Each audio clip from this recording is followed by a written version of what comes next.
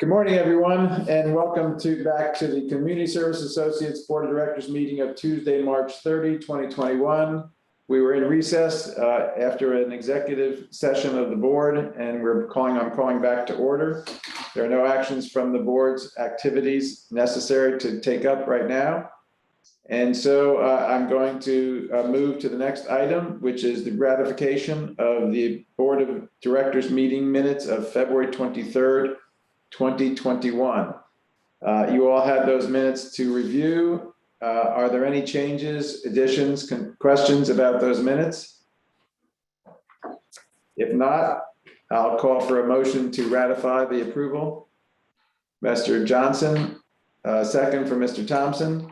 All in favor, please raise your hands. The minutes are approved. Next item is the chair's remarks. I'll keep them brief.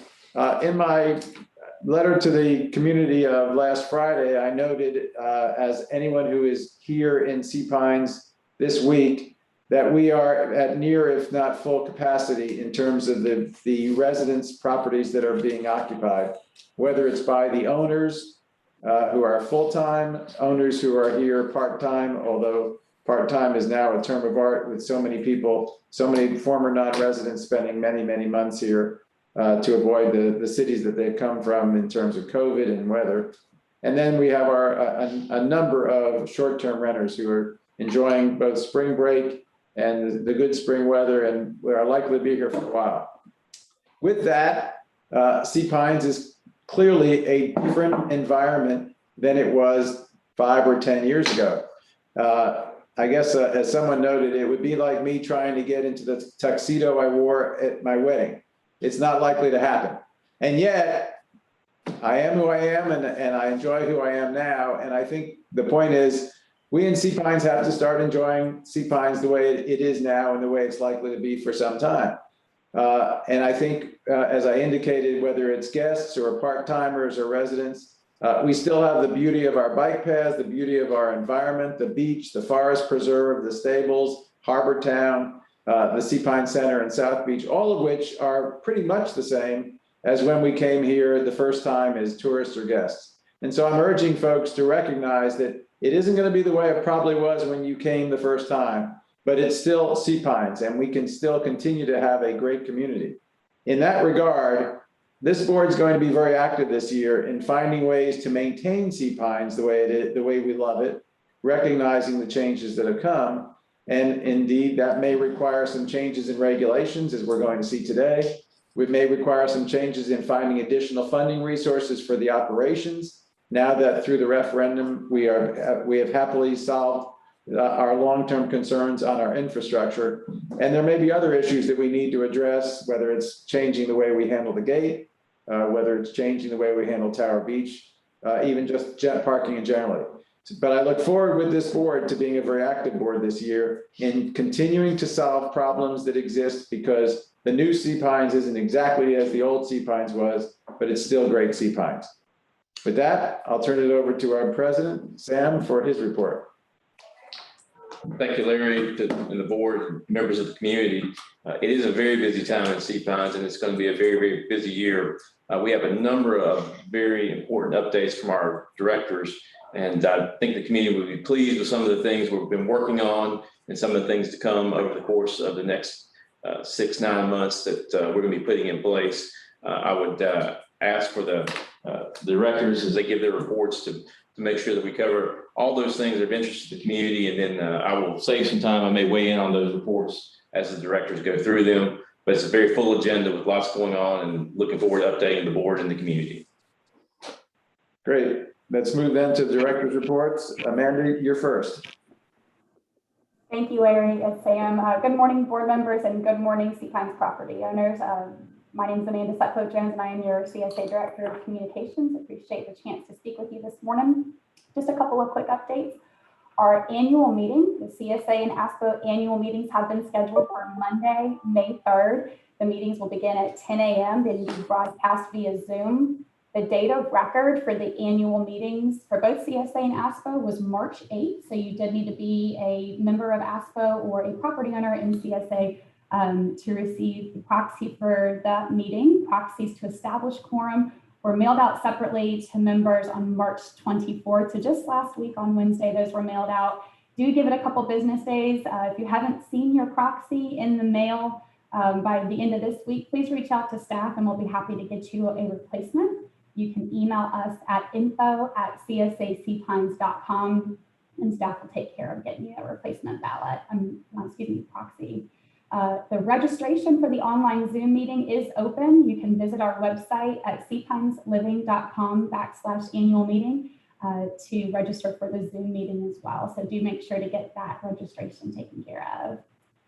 Speaking of other events from CSA, we do have our Deep Well donation event. It's going to be this week on the 1st of April. So make sure to stop by the community center parking lot if you have a Deep Well donation to drop off. The CSA shredding event will be held on April 29th. That's a very popular event for our property owners. The shredding event is open to any Sea Pines property owner. We do ask when you attend either of these events to make sure that you have a mask and are socially distanced. And if you have any questions or need additional information on our events, you can visit our website at cpinesliving.com/events. And for my final portion of my update, just want to make sure that folks and owners do realize that we send out our regular weekly email communications on Fridays. Email is our best and most cost-effective method of communicating with our members and property owners.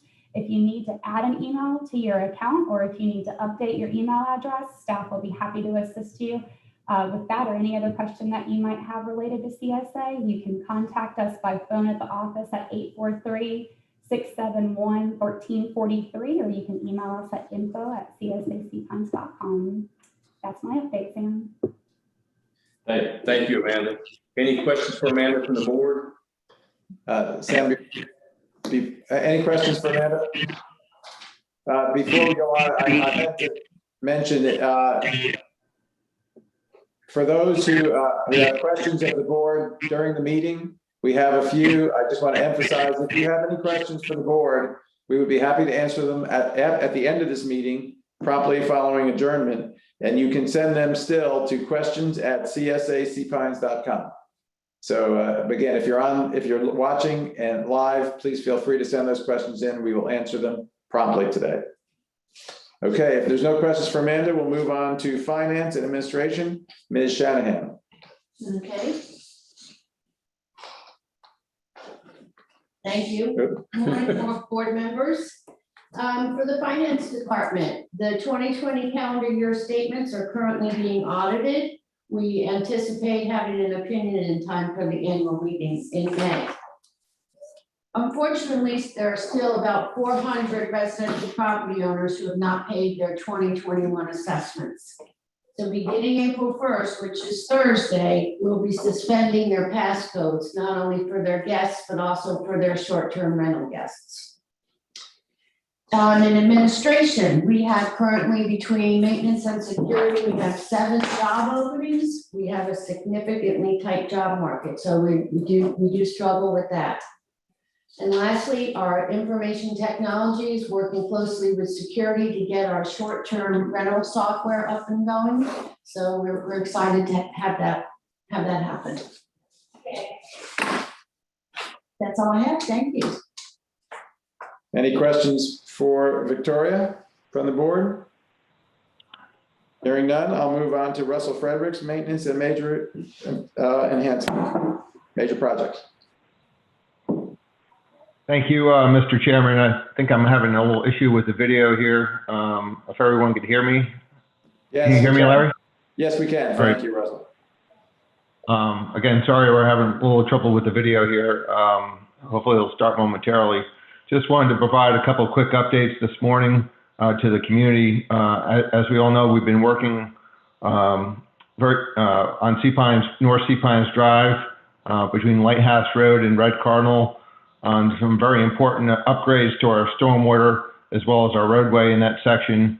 I'm pleased to report that we're largely complete with phase 1, putting the finishing touches on out there. As we speak, we do have temporary line striping in place with permanent line striping that will be happening in upcoming weeks, along with stamping pedestrian crosswalks in the area. So I do want to mention, I do appreciate everyone's patience with the project. I know we definitely caused some traffic delays as the project went on over the last couple months. We are looking to phase 2 of the project, which would be from the Red Cardinal Road to the Ocean Gate, and that will be executed over this coming season, and more to come on that. But again, that's a pretty big expanse of roadway to yet to complete, both with stormwater and roadway repair. So further updates will coming along. Beach Boardwalk number 18, which is located near Cedar Waxwing Road, is largely complete and should be done by the end of this week. We did extend the boardwalk by 120 feet from its previous length over the dune to the beach. So excited to reopen that boardwalk in the coming days. Our ditch cleaning work on the master stormwater around the community is about 30% complete. Areas that we're currently working on along Plantation Drive by Planters Wood, and then continuing on to Governor's Lane and Live Oak Road are some of the next locations we'll be working on. We've also been working with the town of Hilton Head on several key drainage repairs where we've had infrastructure failures over the last few months. We're currently working on Battery Road and should be done with that within the next few days. And then moving on to Wren Pond by Lagoon Villas, where we have a pipe replacement to make down there. The Lawton Pump Station remains in construction and should be completed shortly. We've also completed stormwater repairs of about 500 feet of drainage pipe on Beach Walk 26 that's located down by Surf Scooter Road. Other couple quick updates, we'll be making some landscape enhancements at the Greenwood Gate in proximity to the guardhouses there over the coming days. And our infamous flower rotation is coming up after the Heritage golf tournament. So sometime in April, and we'll announce when that will take place, as many property owners look forward to picking up those flowers from the maintenance department. So those concludes my update this morning, Mr. Chairman. So happy to take any questions. Thank you, Russell. Do we have any questions from the board for Russell? Sam? I just want to thank Russell and his team for the work they've done throughout the first quarter, particularly on North Sea Pines Drive. If the board will remember, we ran into some significant rain delays on that project, and Russell and his team did an exceptional job working with the contractor and getting that project back up to where it needed to be prior to the Heritage. We hoped to have it done sooner, but Mother Nature didn't cooperate. But I really do appreciate the work of that team on all the projects. But I wanted to specifically call that one out, and they did their very best to keep traffic moving and keep the impacts to the Beach Club and the Plantation Club from being too significant. So, Russell, I just want to say thank you in front of the board for all the efforts there. Thank you. Thank you. And I'm sure the board appreciates that. Don, you had a question? Don, unmute Don. Don, yeah. Okay, just have a question on Beach Walk 26, where you're going in and cleaning that up and the drainage. Back over Christmas and 4 weeks after that, two houses applied 15 to 20 15-foot ligustrum within about 3 feet of our walk on the right-hand side going down. About 3 weeks later, the house on the other side added another 20 oversized ligustrum within about 4 feet of the walk. So as you go through there, you're basically touching shoulder to shoulder with their plants. So they've encroached continuously over the years. I made a comment about that back in January. During this process of cleaning this up and getting our drainage back, did we reclaim that area? I mean, we have a 50-foot right of way, and now it's been squeezed down to basically 6 feet, and you can barely pass through there. Did we do anything to remove those plants and notify the owners that you're not allowed to do this?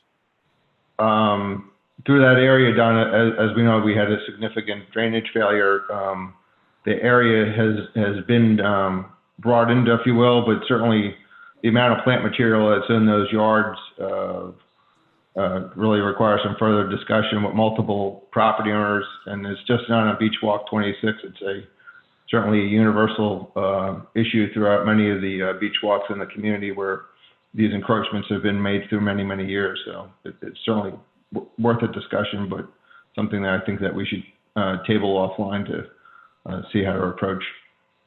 Okay, well, my concerns, I know some of them have been encroached over many, many years.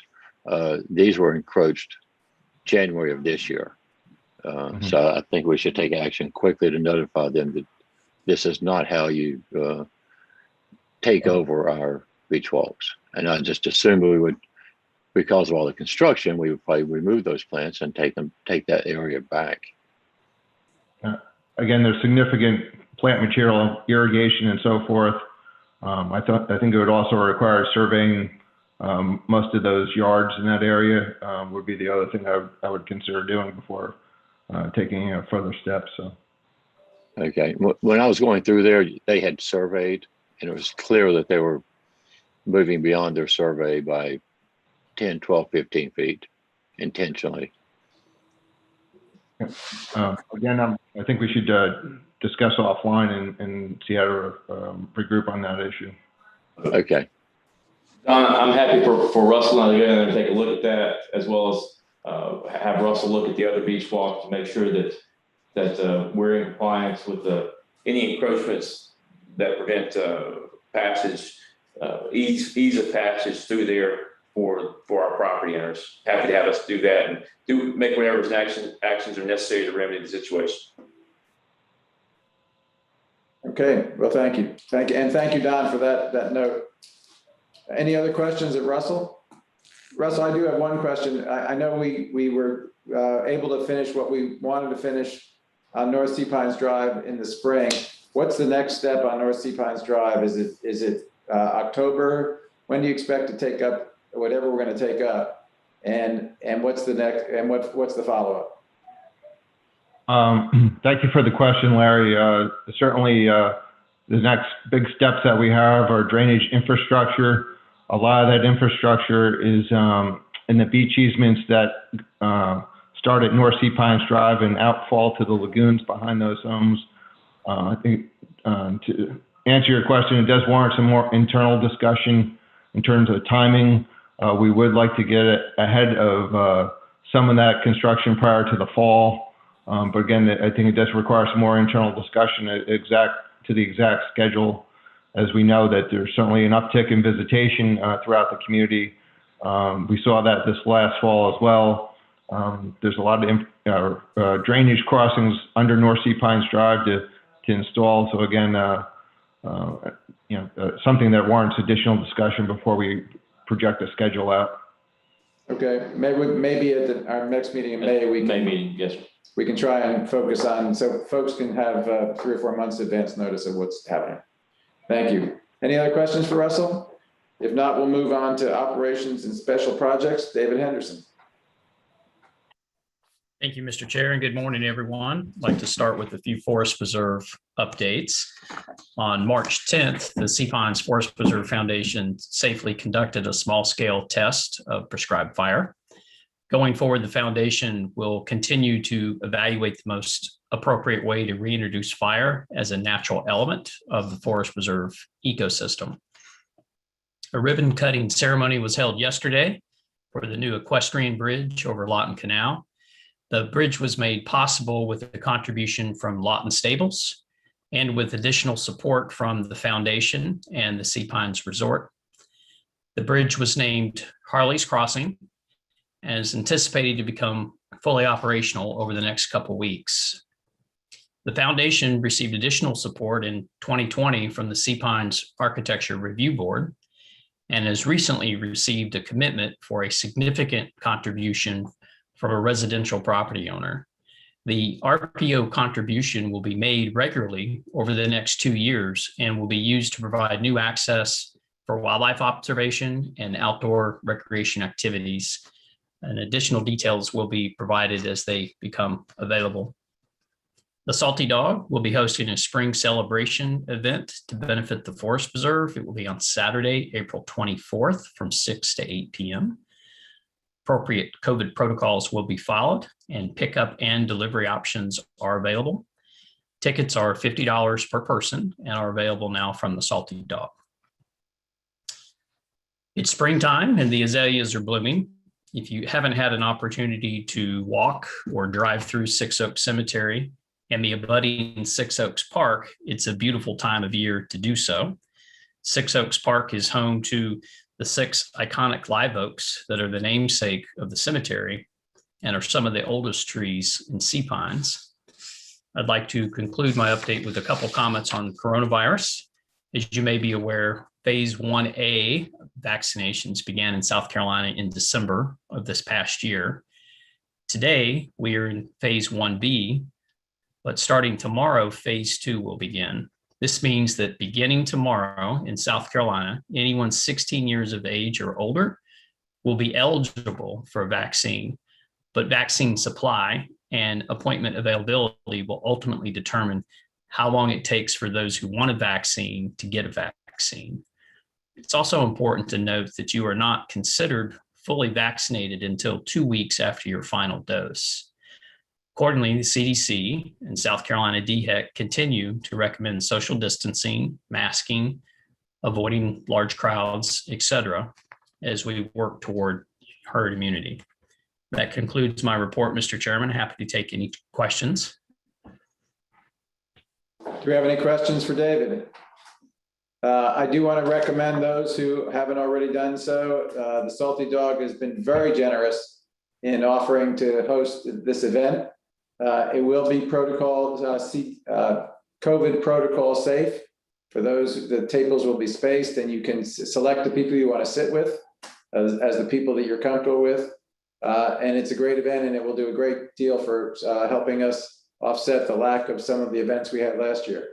So if you haven't already done so, call the Salty Dog or go online and buy your tickets. Any other questions for David? Hearing none, we will move on to safety, security, and transportation. Mr. McSwain. Good morning, everyone. Can you hear me okay? Yeah. Okay, good, thank you. Yesterday, we held our rental managers meeting. We had a good attendance. We had, I believe, just about all of our short-term rental agencies that represent property here in Sea Pines. We had discussed just about anything that relates to short-term rental and the management of short-term rentals, the problems that we have here in security with ongoing rental concerns. It was a very good meeting. A lot of good questions were exchanged, but all in all, it went really well. They were also updated that starting March 22nd, the $2 increase went into effect with the rental passes as well as at the gate. And that will continue through September the 6th. Excuse me. Moving on, the RBC Heritage, which is just right around the corner, will happen 12 through 18 April. Face masks will be required if you're going to attend the RBC Heritage. Just a quick weekly update as far as what's taking place during the tournament. Monday and Tuesday, there will be no spectators allowed on the golf course. Starting Wednesday will be our first day for spectators through Sunday. They will be allowed. There will be no autographs this year. So if you have kids that routinely come and try to get autographs from players, that's not going to be allowed. No fist bumps, no high fives. They don't want any personal contact at all. No food and beverage will be allowed within 10 feet of the rope line during the tournament. So if you're going to eat and drink, you must do that away from the rope line. The roadblocks will go up starting Monday on April 12th at 6 a.m. in the morning, and they will remain up each day until the end of play. So Monday and Tuesday, I would expect would probably be our shortest days, and the first chance that we get to take the roadblocks down to allow traffic to free flow into Harbor Town, we do. But you would relatively expect that starting Wednesday, we have a full field playing in the Pro-Am this year. So I would anticipate Wednesday on that those days will get longer with the roadblocks up. Guest passes that you currently call in for your guests, those are not cleared through a roadblock. So if you have guests that's going to come to your home, and if you live in and around a footprint or behind a roadblock that we set up during that week, you must use your hang tag to get your guests to your home. Hang tag distribution is still ongoing here at the office. I just spoke with Sarah this morning. They have roughly about 280 requests to fill currently today. So it's going really well. They're extremely busy up there. So if you haven't gotten your hang tags for tournament week, please get those submitted, and you can do that online. Access to Harbortown during the week of the tournament is still going to be available. So Monday and Tuesday, we're operating the trolley. It'll run from lot 4, which is located directly here across the street from CSA. So that daily guest purchaser that comes in Monday, Tuesday during tournament week that want to go to Harbortown, they can park in lot 4. We'll take them down on the trolley and drop them off. Starting Wednesday of tournament week, the only way to get in to access Harbortown, if you're coming from the outside, would be to ride the tournament shuttle from Honeyhorn Coastal Discovery Museum. You could not come and park in lot 4. Lot 4, starting on Wednesday, will be restricted to property owners, long-term renters, relatives. That kind of decal type person would only be allowed into those lots. The weekly renter here in Sea Pines would also have access to lot 4. Baynard Cove road closure will take place starting April 7th. That's our CBS compound. It'll go down, the roadblocks will go up there on April 7th and will remain up through April 20th. As soon as we can get the road cleared and get the big stuff out of the roadway, we'll open that road back up. Bicyclists coming from the outside of the community will be allowed access into Sea Pines during the week of the tournament. They must have a day of ticket in order to get through the gates. We will have attendants at our bicycle gates at both gates checking tickets. And that's really a really good way to get down to the tournament, ride a bike. We have plenty of bicycle parking at Harbortown. It will be outside of the tennis courts this year, but there will be bike parking available at Harbortown. Uber and taxi service will be available during the tournament. However, those services will not have access to Harbortown. Uber and taxi drop off for the tournament will be at Sea Pine Center, located right next to Hazeldean. So if you come down via Uber and you're leaving, that will be your pickup and drop off point. Once the roadblocks come down, we'll allow the taxis to free flow throughout the community into Harbortown. If we have a Sea Pines property owner or a guest that needs access to the airport or whatever, and they're doing this via taxi, we ask that you contact security dispatch to arrange for that service to be cleared through a roadblock. As I mentioned before, our trolley system is currently running. We are running. It started March 26th and will run through April the 11th. We currently have our blue line, which is service up and down Lighthouse Road. The yellow route, which is our beach shuttle program, and the red route, which starts at 2 o'clock in the afternoon, runs from the trolley lot up in the front near the Greenwood Gate. So the trolleys are currently running.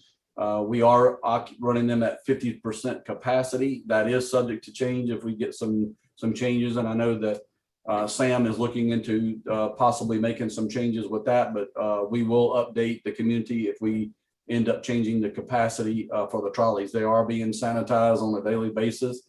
So they're nice and clean when riders get on them. I would make note, we will run a tournament schedule this year starting April 12th. We will run all trolleys throughout the community like we have done before for tournament time. One of the changes this year that we are making, there will be no trolley service to the 13th green in that open space. That's going to be a volunteer check-in location this year. ShotLink, PGA Tour Media, there's quite a bit of other trucks in that area, and it's just not room for to handle a trolley service this year. So there will be no service to 13th green on the trolleys like we have done previously.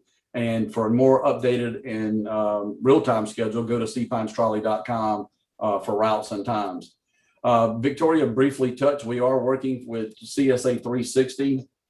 One of the issues, in addition to taking our NetSuite data, which houses all of our property owner information and data, and uploading it into our new CSA 360 program, another key area that we are, that has really been finished, we're waiting for this upload, is going to be an area where we will manage the ID cards that will be issued to property owners. So we'll be making an announcement here soon where we will issue the property owners a new ID card. It will be an embedded ID card. Not all property owners are required to get one. If you like to attend Tower Beach and want access to Tower Beach, you will need a new property owner ID card that's embedded. We anticipate sometime after October, the gate arms to go down at Tower Beach. And the only way to access Tower Beach would be with a property owner ID card that's embedded to be able to electronically open the gate. I've received a number of phone calls concerning the Greenwood Gate. If you've been out of the Greenwood Gate, especially yesterday, we have an officer that is positioned out in front of the gate now underneath this brand new umbrella that we have purchased. I think people thought we were selling t-shirts out there. That's not the case.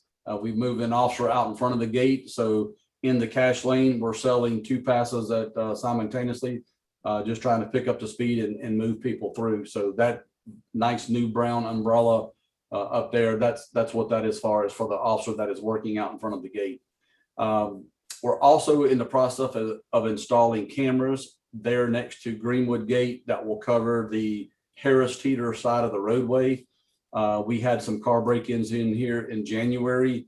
And if you ride through there, it's very thin. Property owners and guests have created trails through this area to drop them off into the Harris Teeter parking lot. We are cameraing this area up so that we can, our dispatch can view those cameras real time through our security program. Mr. Chairman, that's all I have. If anyone has any questions, I'll be more than glad to see if I can answer them. Any questions from the board? I want to emphasize 2 things that Toby discussed. First of all, during the Heritage, we are very pleased to be able to provide expanded trolley service so that most residents can relatively easily get to the trolley, whether it's through the club course area in Lawton Woods with the red line expanded, or a number of the lines that we expand so that if you want to go to the tournament, you don't have to bring a car, you don't have to bike. Obviously, you can walk or bike if you can. This year, we've also provided an additional opportunity from Wednesday through Sunday of Lot 4 for those who can't get to a trolley easily. So our goal is to make it as easy as possible for our residents and folks who are in residing in Sea Pines during the week to get to the tournament if they want to, and even to get to Harbortown if they want to. I also want to remind us that last year was a unique year with COVID, and we, despite a very unfortunate comment by one golfer, I think Sea Pines came across as doing a great job in protecting the golf course and protecting the golfers and in having a great time, including the opportunity for folks to still enjoy Harbortown. This year, we're going to have 5,000 ticket holders a day, so I'm sure it will be even a better job and a great, even a better tournament with some spectators, not as many as usual. But obviously, we have to remain patient. We will have visitors coming from the outside to go to the tournament. We will have people in Harbortown. Let's make it a great tournament as it always has been, and be with patience and pride in the community that we have. That we are hosting we are a great tournament, community hosting a great tournament, and let's make it as good for the visitors and guests as we can. One other thing I want to note about the security, and Victoria noted it. As we are more crowded and as we have more people in Sea Pines on a regular basis, CSA's job is not only to fix and maintain our infrastructure, but also to keep our community safe and secure. And that requires safety officers. We are in a very competitive environment for safety officers. As you can imagine, just like the rest of the island, but even more so, we need to get people who are willing to go all the way down to Sea Pines, where there are other opportunities that they might take. That requires that we be competitive in salaries, and that and that we have enough officers so that as we have more and more people here, they can maintain safely and securely and enjoyably. So during the year, we're going to be studying what our security needs are and how it's impacted by the growth of short-term rentals, and the growth of residents being here more. And I want to warn people that may require us, having now fixed, as I noted earlier, the infrastructure funding, the operational side of funding. I don't know, I don't have any ideas in place, but I think this board will be taking up additional revenue sources to be able to maintain our community as safely and securely as possible in light of the 2021 and 2025 sea pines compared to what it was in 2010 and 2015. Any other comments for our directors? I'd just like to thank Toby and his team. As you can see, they've had a very, very busy first quarter, and they're going to have a very, very busy second quarter and a very, very busy third quarter. But we're getting a lot done, and appreciate Toby and his team's hard work and dealing with the additional influx of folks compared to this time 2 years ago. We're ahead of folks coming into this community, and we're just going to be a banner year. Great. Sam, any closing remarks? Or I think we may have a board member other question. Lord, who is it? Any questions? Yes, Carrie. Sam, I'll just, and Larry and Toby, I'll just add that for the RBC Heritage at the Hubbardtown Clubhouse will be closed off. It'll become a bubble again as it was last year. And so ticket holders will not be allowed into the clubhouse, it'll only be allowed for players and caddies. So just wanted everybody to be aware of that as they come and enjoy the tournament.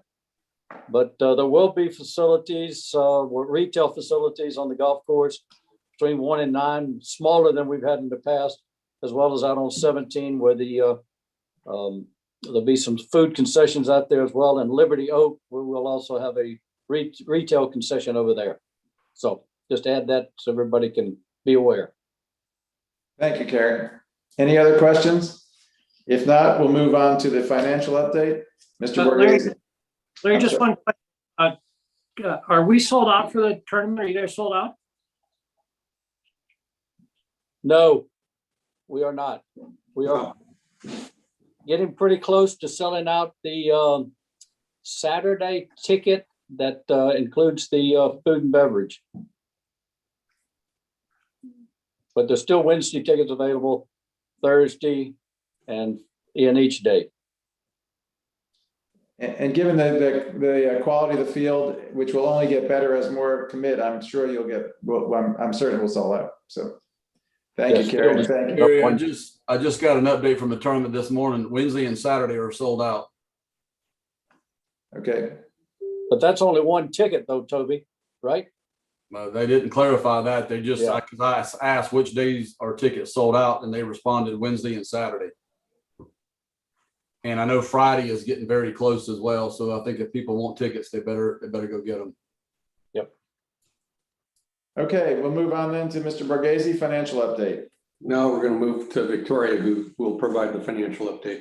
And we will move to Victoria, who will provide the financial update. And if Sesame Hill, let me move the camera. All right, I will be very brief. In your packet, you have a copy of the financial statements for the year ended December 31st, 2020. I'm going to go briefly through the balance sheet. You'll notice that we have significantly more cash at the end of 2020 than we did in 19. That is attributable to the fact that the 2021 assessment invoices went out on December 1st, and a lot of the property owners prepaid them. So we thank you for that. And I'm going to move down to the liability section of note. You'll notice that the accrued payroll and related benefits number is significantly higher than it was last year. The way our benefits work for vacation and sick time here is that employees can only carry over into the next calendar year as much as they have earned in that year. So obviously in 2020, nobody took any vacation time. This wasn't really anywhere to go. So Sam and I decided to extend that use or lose time to March 31st. So that's why that liability is so much higher than it was in the previous year, because nobody lost any time. So yes, employees have taken advantage of that, and we've seen a lot of vacation in these last 3 months. I'm going to move on to the income statement. You will see that our daily gate pass as compared to budget is down $362,000. While that is a significant number, this time last year, we had no idea how big that number was going to be, or how little. I mean, there were a couple days in April of last year that we sold less than 20 passes at the gates.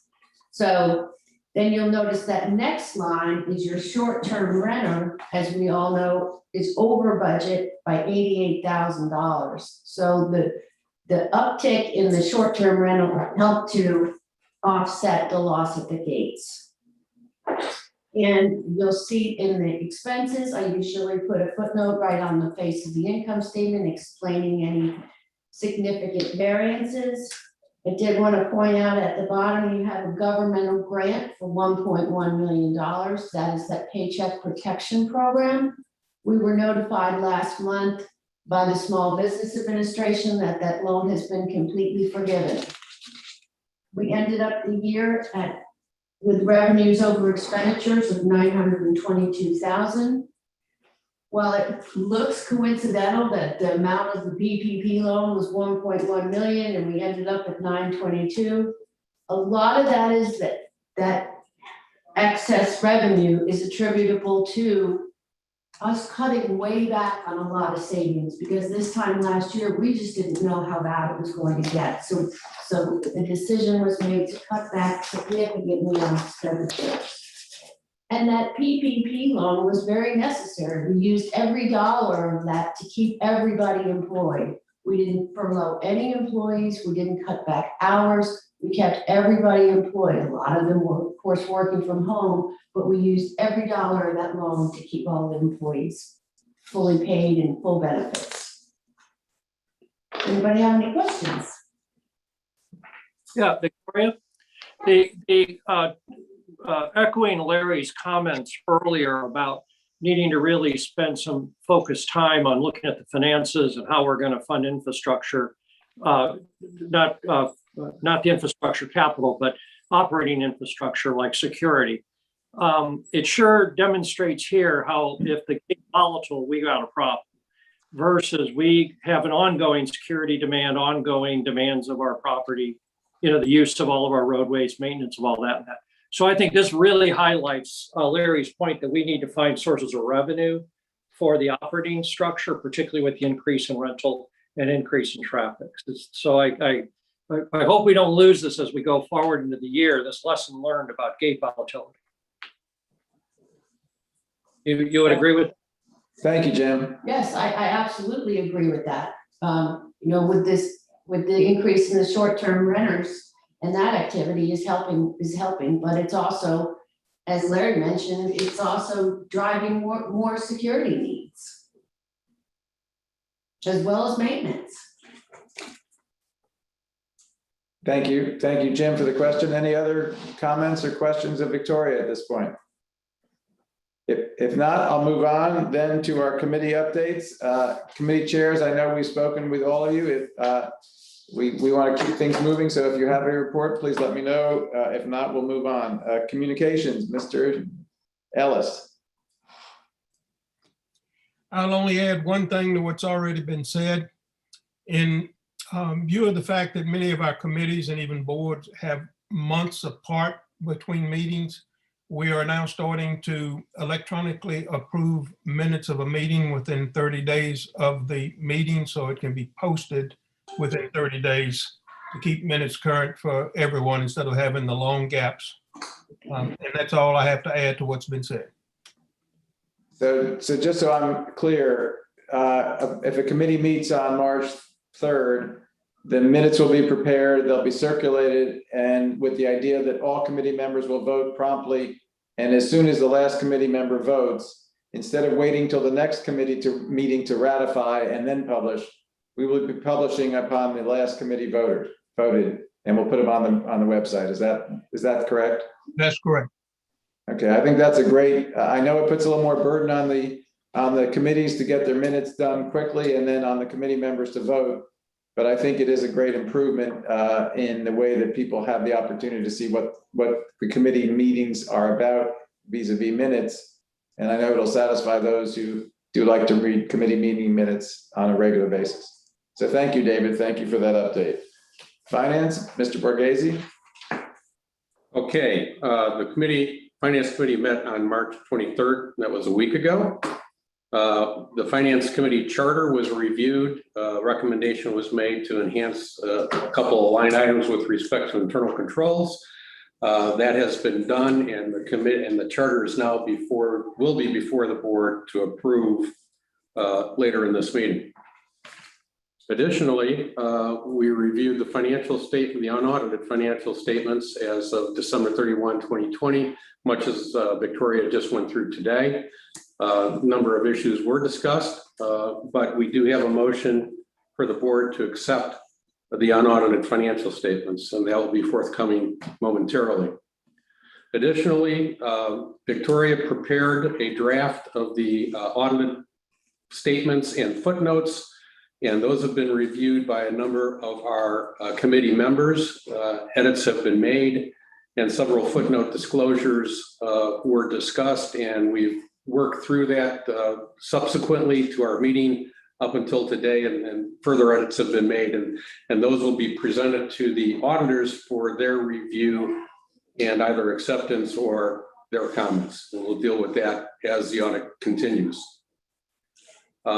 Finally, the last major topic of conversation had to do with the fact that the technical requirements for our audit is to consolidate the cemetery and the forest preserve with CSA.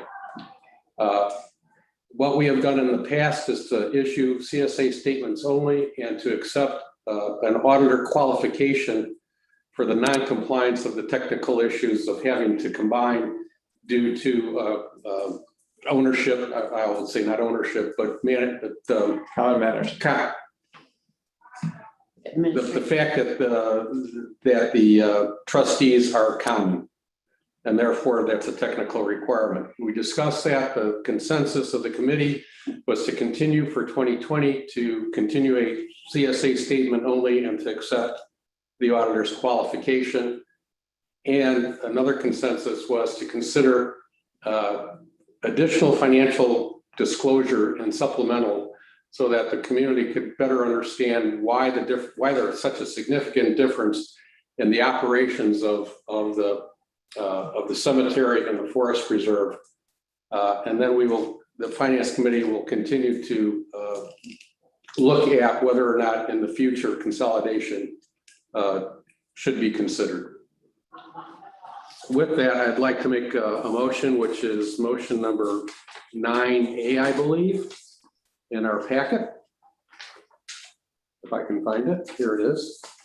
And it's approval of financial statements year end December 31, 2020. Resolve, Community Service Associates Inc. Board of Directors accepts financial statements as for the year end as presented.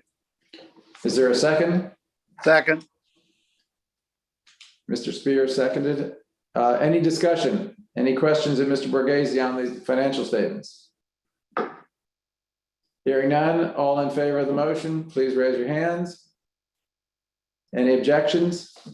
Seeing none, the motion passes. Thank you, Dave. Is that the end of your? That is it. Any other questions for Mr. Borghese? Hearing none, we'll move on to Mr. Corbett. Get in. Unmute, Carrie, unmute. There we go. Sorry. My comments would be very brief. Victoria and Toby's comments covered much of our gate entry meeting discussions. We did discuss the issue with the e-bikes in our community, and Sam recommended that he and Toby would further discuss this and come back with their recommendations at our next gate entry committee meeting. And also as a carryover from 2020 from a few of our property owners that requested we look at all CSA gate fees for potential increases that are outlined in the gate pass policy.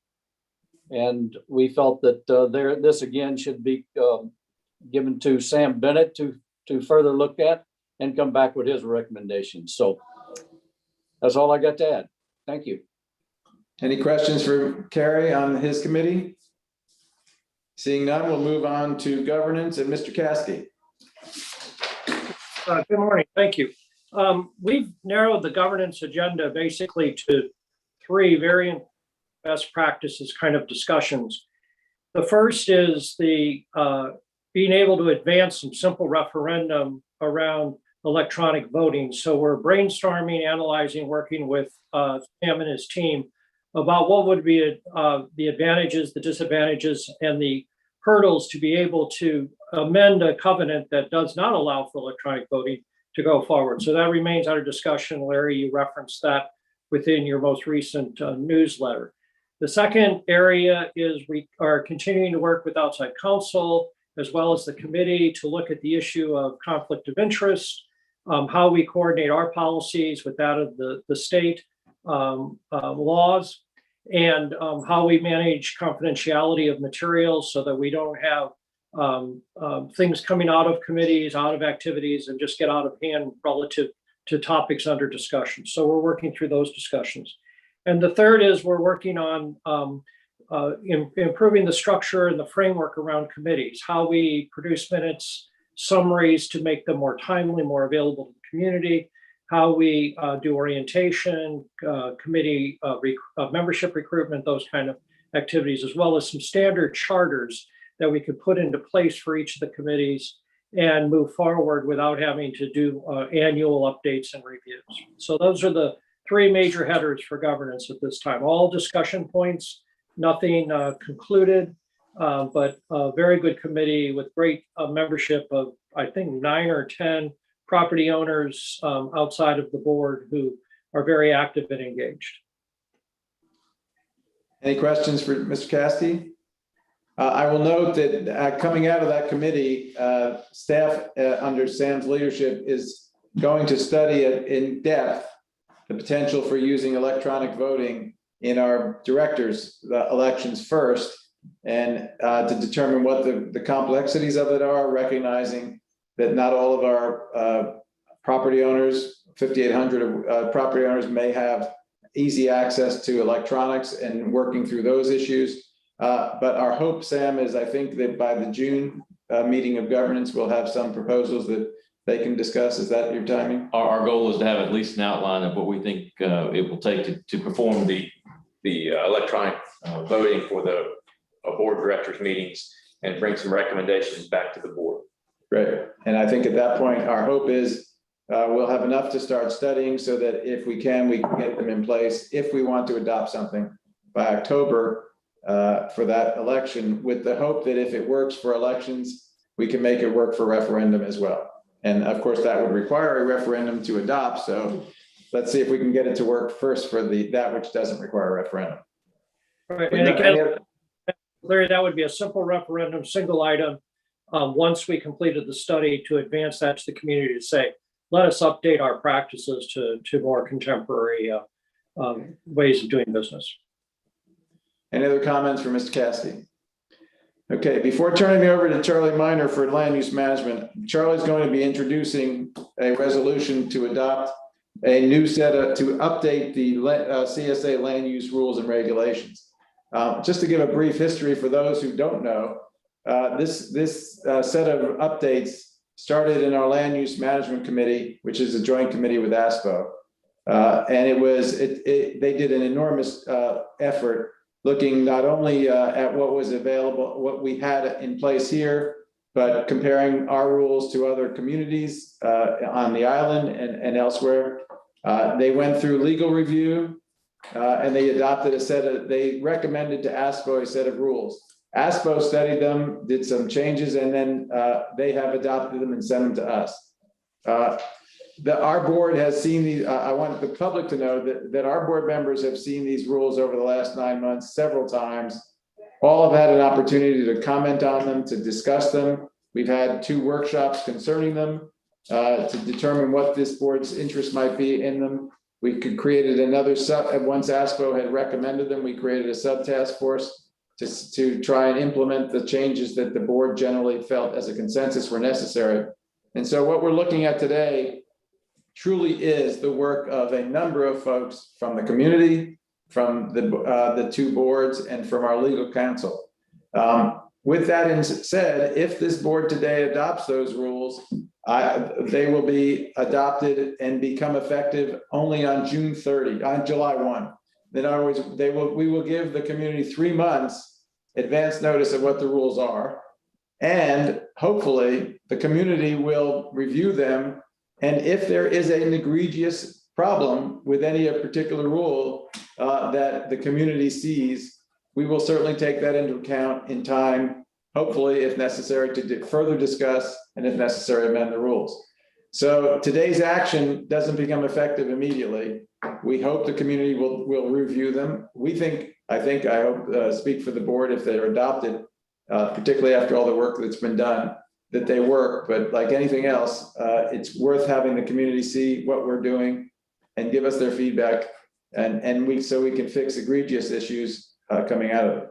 Charlie, with that, would you like to go through generally what we've done? Well, Larry, you did a good job of covering most of what I had to say.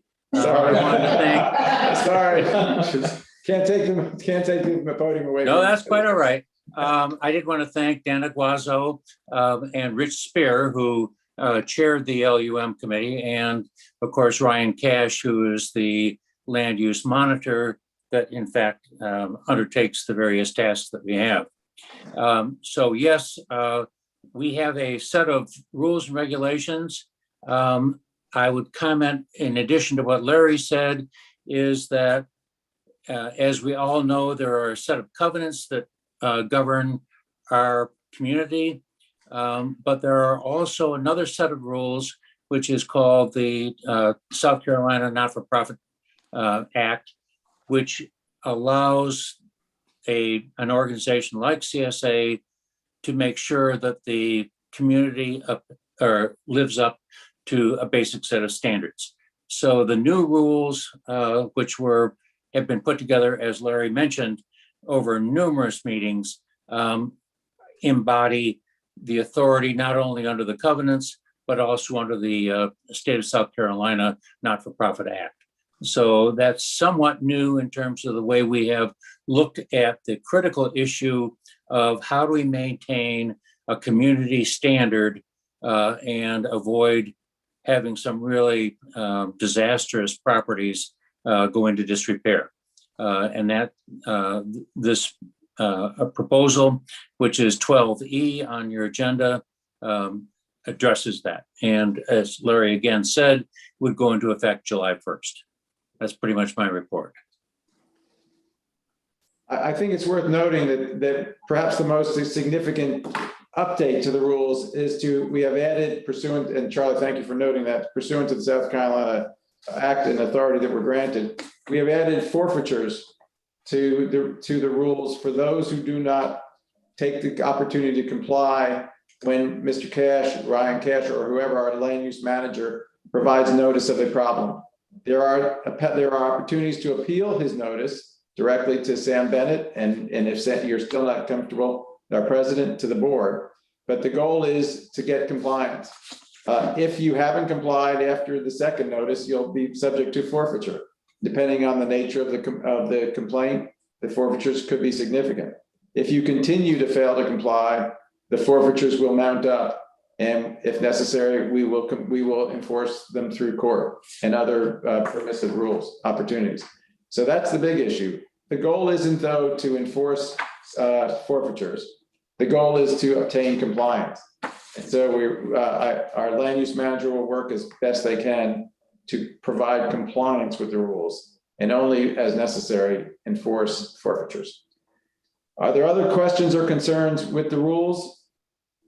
I would also comment that our experience with the land use monitor and the property owners within the Sea Pines community is that the vast majority of those property owners are more than happy to cooperate. And I don't know whether our compliance rate is 90% or 99%, but it's certainly high.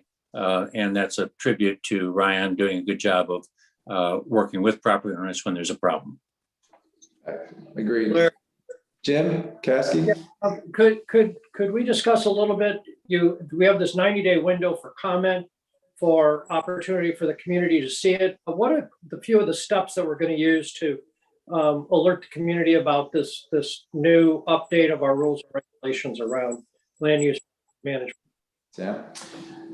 Thank you, Mr. Caskey. If the board chooses to adopt these rules today, Amanda will be putting these on the weekly update, and then we will also be reminding the community through a separate email with a link to the rules so they can go through them independently and take a look at them. So we're going to do it electronically. We believe that's the most effective way to do it. We will do it over the course of the next 90 days through our regular email communications, as well as through a specific communication to the community about the updated rules, encouraging the community to review them and soliciting feedback and comments on it. Good, thank you. Any other questions? Before we vote, I want to echo Charlie's commendation of Dana Guazzo, who served as co-chair and a co-chair from ASPO, Rich Spear, who served last year on the committee. I served as co-chair for 1 year in advance, and I can certainly testify to the hard workers that sit on that committee. And this was truly a yeoman's a big job, and they did it in yeoman's fashion. So we do want to thank them. With that, I will resolve the Community Services Associates Inc. Board of Directors, on recommendation of the Land Use Management Committee, approves and adopts the Sea Pines CSA Rules and Regulations 2021 as presented. Is there a second? Second. Mr. Johnson and Mr. Minor. If there's no further discussion, all in favor, please raise your hands. Any opposed? The rules have passed. Thank you, and again, thank you to the land use management. Okay, moving then on to Mr. Barth, maintenance, enhancement, and major projects. Yes, thank you, Larry. I'd like to follow up what Sam said and thank Russell and his team for the work that's been done, on North Sea Pines Drive to date. Obviously, there have been a number of delays, and they've done an excellent job. I have no action items, but I do want to mention that Sam, Dave Borghese, and myself basically oversee both finance and also the MEMP committee, have decided that we're going to look at creating kind of a subgroup to especially to oversee the referendum funding and work with the contractor, especially in the early years, so that we get a handle on all of this construction that needs to be done and really make sure that we're syncing up the referendum funding basically on an annual basis, along with the projects that need to be completed. I think all of us are so happy that this is, that it's been approved, and that's great, but now the work has got to get done. And there's an awful lot of scheduling that needs to be done and communication that needs to be done between the contractor, and CSA, and then also both committees, MEMP and Finance. So we'll have further discussion about that in the future.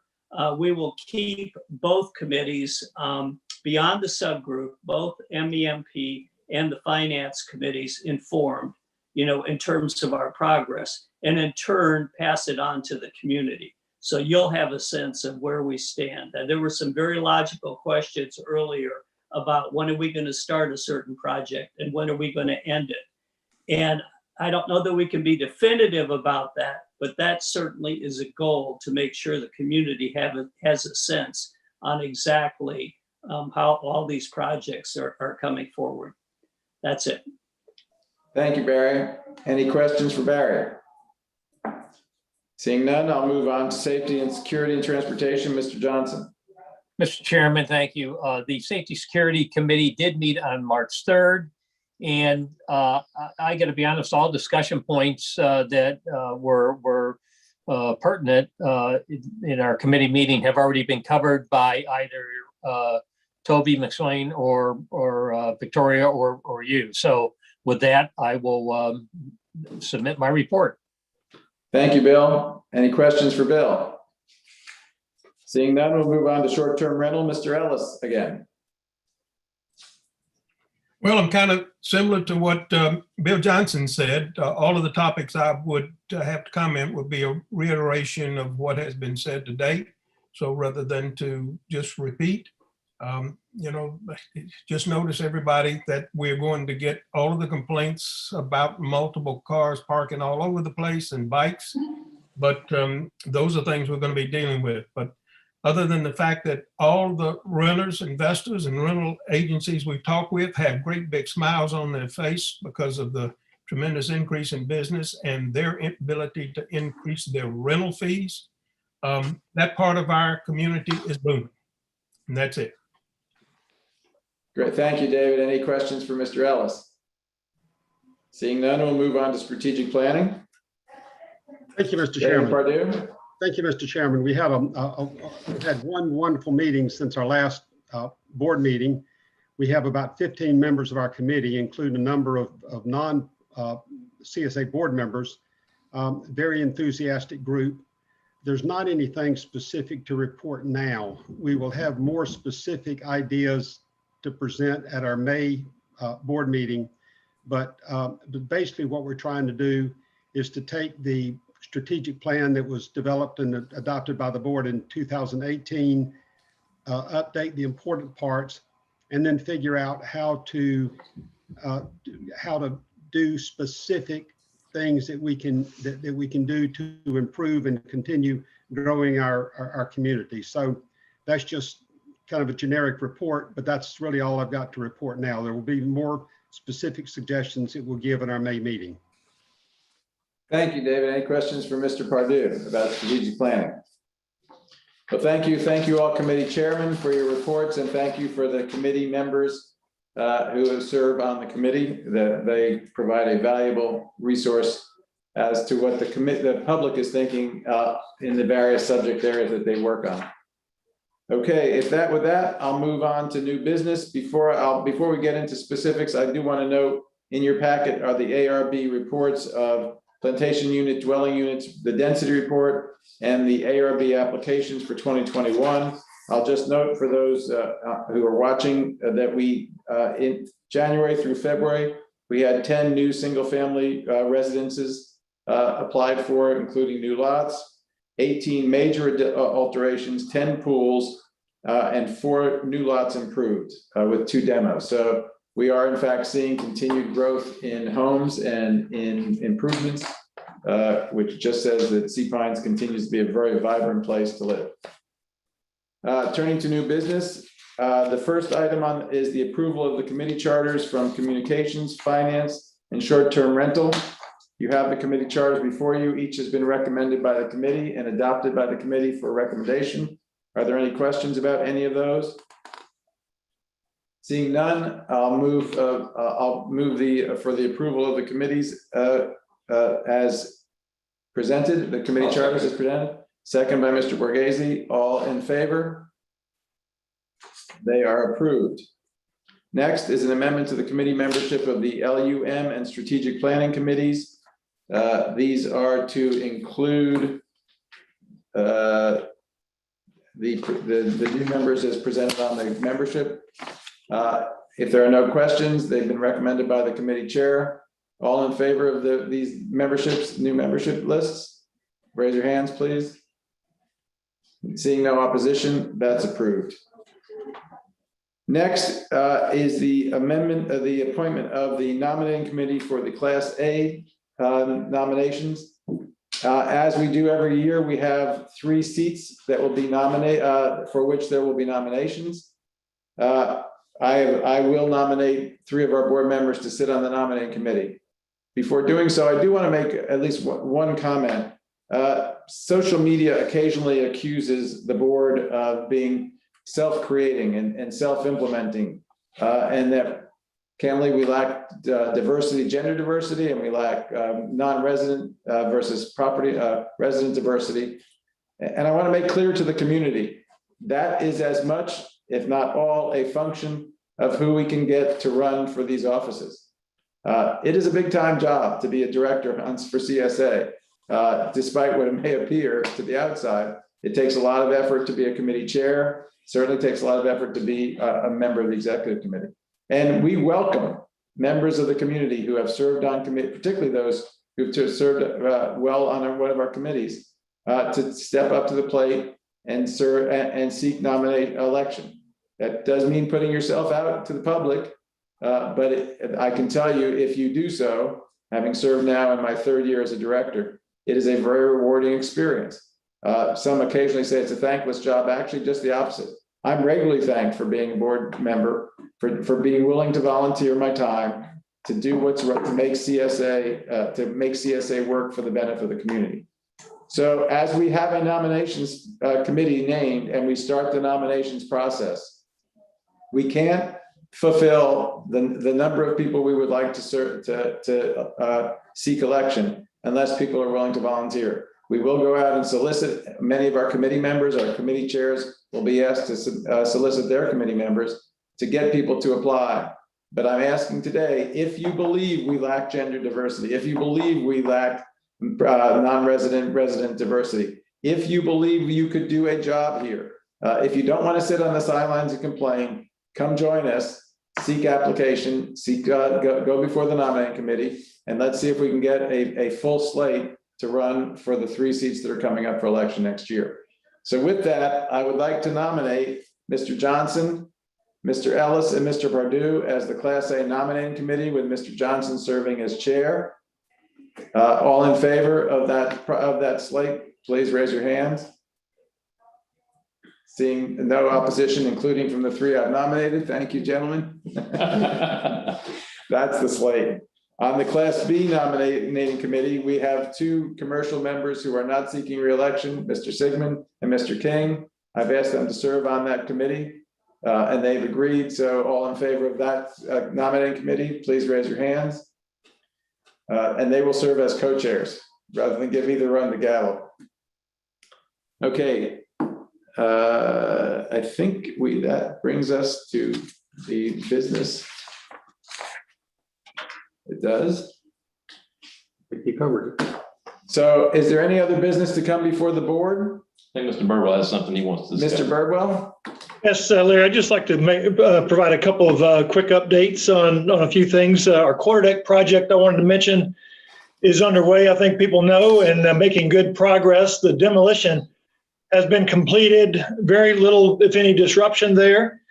And we have, you can watch the progress on a new live stream video camera that we put up. It's available through our website. Also, some exciting news that we announced yesterday. After 44 years of service, Kerry has decided he's going to retire in mid-May. And of course, everyone knows Kerry's done a marvelous job over these decades. Our golf has gone places we never dreamed we could go in 4 decades. And Kerry, we just thank you for all you've done.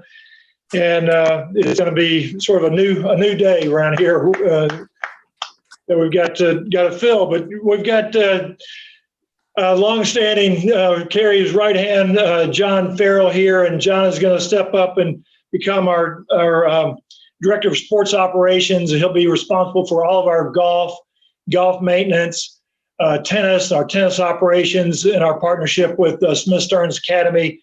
So I look forward to working directly with John. And in the last 30 years, John has been with us too. So sort of some new changes here, and just wanted to announce that.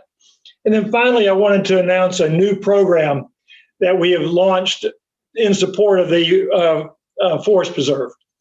We have now asking our guests to contribute $2 per room night to the Forest Preserve. We have launched that program. We have received great comments from our guests. No one has pushed back at all. Everyone's, I think, proud and pleased to participate. And we conservatively estimate that the program will generate $100,000 per year in support of the Forest Preserve. Very pleased to move forward with that new program. Thank you. Thank you, Steve. That's tremendous. Yeah, I want to thank the resort on behalf of the Forest Preserve Foundation for that initiative, because it's a great way to raise money, and we really do appreciate it. And it's good to hear that there's been no pushback, as I would expect most folks are more than happy to contribute. I also want to, on behalf of the board and the community, I want to thank Kerry for his long years of service. Kerry, your only failing was failing my request to make the holes at Harbor Town larger, so I could finally make a few putts, but hopefully I can talk John Farrell into doing that. That's right. You can. But congratulations on a career well done, and I'm sure you'll enjoy your retirement, and we'll look forward to seeing you around the golf courses as you do. So congratulations. I will say that Kerry has agreed to stay on the CSA board for us. He's enjoyed his time and is going to continue to serve on the board.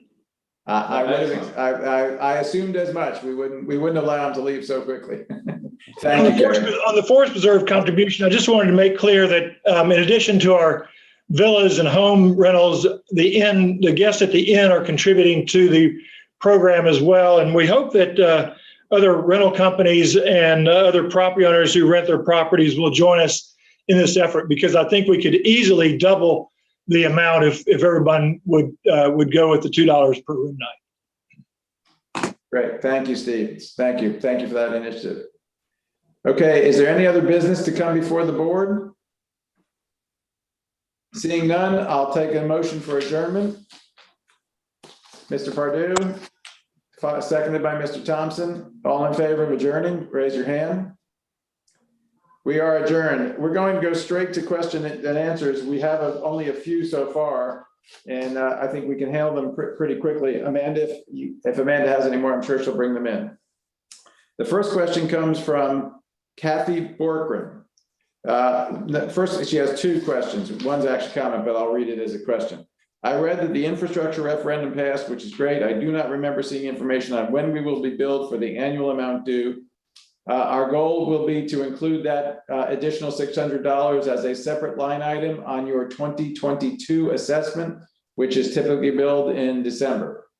So you will be seeing the bill in December with that additional $600 amount. And as we on the board know, we have been assuming it will, the availability of it, and have been obviously started North Sea Pines Drive and other projects based on that money coming in. And we will certainly, in our budgeting process for next year and planning, as Barry Barth mentioned, we'll be planning to have that additional $3.5 million available to us.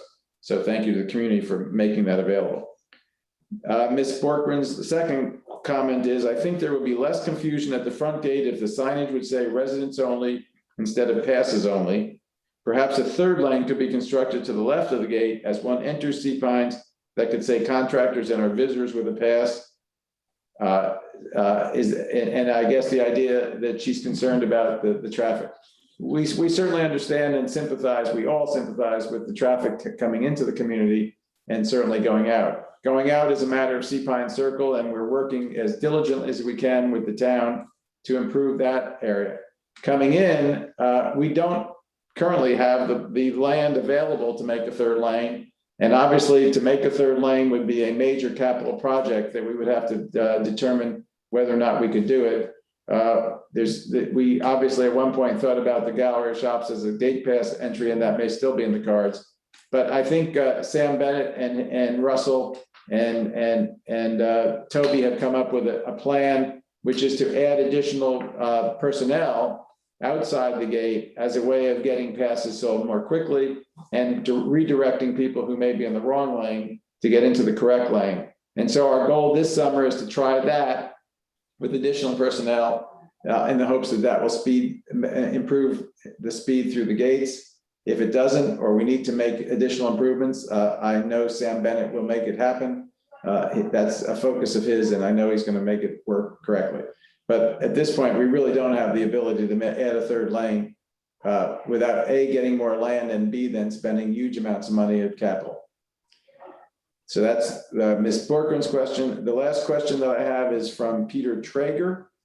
When will there be a bylaws change by either organization, ASPO or CSA, to prohibit serving on both boards simultaneously? Dr. Traeger, I can tell you that CSA would not be making that bylaws change, as we are a membership organization of all 5,800 members, and we have no reason to limit who runs for our board. If ASPO believes that overlapping membership is inappropriate, that would certainly be within their bailiwick to make that decision. But CSA's board should be open to all community members without regard to what else they do. And if they believe, a board member believes serving on other boards or having other interests creates a conflict of interest, that's something that we resolve at the time that an action is taken. Amanda, do we have any other questions come in during the meeting? No, sir, there are no additional questions at this time. And without any additional questions, thank you all for your patience and service. Thanks to those who are viewing, or maybe you're in the future. Our next meeting is in May. Sandra, the date? 18th. 18th. May 18th, and we'll look forward to a lot of committee work and potential board workshops in the middle. Thank you all. We're done.